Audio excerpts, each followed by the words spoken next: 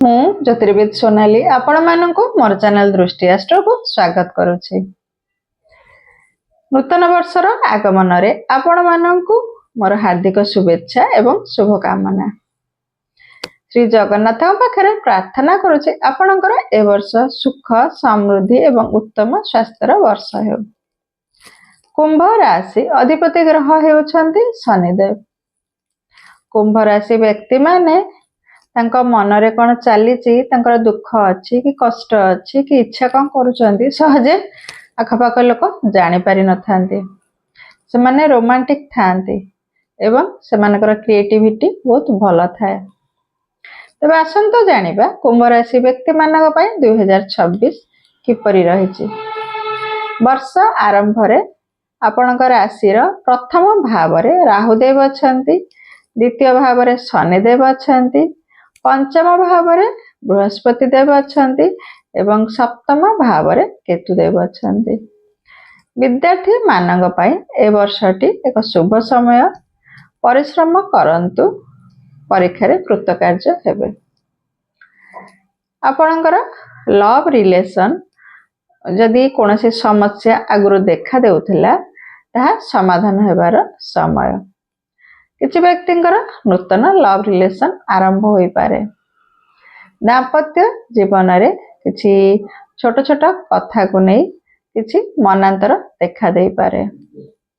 ସେଥିପ୍ରତି ଟିକେ ଧ୍ୟାନ ଦେବେ। ଆପଣଙ୍କ ବାଣୀକୁ ଟିକେ କଣ୍ଟ୍ରୋଲ କରିବେ ଏବଂ ଆପଣଙ୍କୁ ଲାଗିବ ଆପଣଙ୍କ ପାର୍ଟନର ଟିକେ ଅବୁଝା ହେଉଛନ୍ତି, ସେଥିପ୍ରତି ଟିକେ ଧ୍ୟାନ ଦେବେ। ଯେଉଁମାନେ ଜବ୍ କରୁଛନ୍ତି ସେମାନଙ୍କର ଟ୍ରାନ୍ସଫର ହେବାର ସମ୍ଭାବନା ଅଛି। ଜବରେ ପ୍ରମୋସନ ହେବାର ମଧ୍ୟ ସମ୍ଭାବନା ଅଛି। ଆପଣ ଦୂର ସ୍ଥାନକୁ ଯାତ୍ରା କରିପାରନ୍ତି। ଯେଉଁମାନେ ବ୍ୟବସାୟ କରୁଛନ୍ତି ସେମାନଙ୍କ ପାଇଁ ମଧ୍ୟ ଏ ବର୍ଷଟି ଭଲ ସମୟ। ଆପଣ ଯଦି ପାର୍ଟନରସିପରେ ବ୍ୟବସାୟ କରୁଛନ୍ତି ତେବେ ଆପଣ ଟିକେ ଦେଖିଚାହିଁ ଆପଣଙ୍କ ପାର୍ଟନରଙ୍କ ସହିତ କଥାବାର୍ତ୍ତା ବାଲାନ୍ସ କରି ଚଳିବେ, ନହେଲେ ଆପଣଙ୍କର ପାର୍ଟନରସିପରେ ସେପାରେସନ ହେବାର ସମ୍ଭାବନା ରହିଛି। ଛୋଟ ପିଲାମାନେ ମୋବାଇଲକୁ ନେଇ ବେଶୀ ଡାଇଭର୍ଟ ହେଇପାରନ୍ତି। କୁମ୍ଭ ରାଶିର ପିଲାମାନେ ସେଥିପ୍ରତି ଟିକେ ଧ୍ୟାନ ଦେବେ। ଆପଣଙ୍କ ପାଇଁ ଏ ବର୍ଷ ବହୁତ ଗୁଡ଼ିଏ ସୁଯୋଗ ଆସିବ। ଆପଣଙ୍କ ରାଶିରେ ଏବେ ଗୁରୁ ଶୁଦ୍ଧି ମଧ୍ୟ ରହିଛି। ବର୍ଷର ପ୍ରଥମ ଭାଗରେ ଜୁନ 2ରେ ବୃହସ୍ପତି ଦେବ ଆପଣଙ୍କର ଷଷ୍ଠ ଭାବକୁ ଚଳନ କରିବେ। ତେବେ ଆପଣ ବର୍ଷର ପ୍ରଥମ ଭାଗରେ କୌଣସି ଶୁଭ କାର୍ଯ୍ୟ କରିପାରିବେ। ଆପଣ ଓଭର କନଫିଡେଣ୍ଟ ହେଇ କୌଣସି କାର୍ଯ୍ୟ କରନ୍ତୁ ନାହିଁ।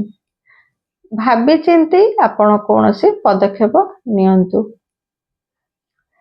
ଓଭର ଥିଙ୍କ କୌଣସି ବିଷୟରେ ବେଶୀ କରନ୍ତୁ ନାହିଁ। ଆପଣଙ୍କୁ ଟିକେ ଆପଣଙ୍କର ଟିକେ ମନ ଖରାପ ରହିପାରେ, ମନରେ କିଛି ବିଷୟକୁ ନେଇ ବ୍ୟସ୍ତତା ରହିପାରେ। ଆପଣଙ୍କର ଶନି 7.5ର ଶେଷ ଚରଣ ଚାଲିଛି। ଧୈର୍ଯ୍ୟର ସହିତ ସମୟକୁ ଟିକେ ଅପେକ୍ଷା କରନ୍ତୁ, ପରିଶ୍ରମ କରନ୍ତୁ, ସତ୍କର୍ମ କରନ୍ତୁ, ଆପଣ ଶୁଭଫଳ ପ୍ରାପ୍ତ କରିବେ। ଶୁଭଫଳ ପ୍ରାପ୍ତି ପାଇଁ ଆପଣ ଶିବଙ୍କ ଉପରେ 7ଟି ବେଲପତ୍ର ପତ୍ର ଶନିବାର ଦିନ ମହାମୃତ୍ୟୁଞ୍ଜୟ ଜପ କରି ଅର୍ପଣ କରନ୍ତୁ। ଚନ୍ଦ୍ରଙ୍କ ବୀଜ ମନ୍ତ୍ର ଜପ କରନ୍ତୁ ଏବଂ ହନୁମାନ ଚାଳିସା ପାଠ କରନ୍ତୁ। ବିଦାୟ ନେଉଛି।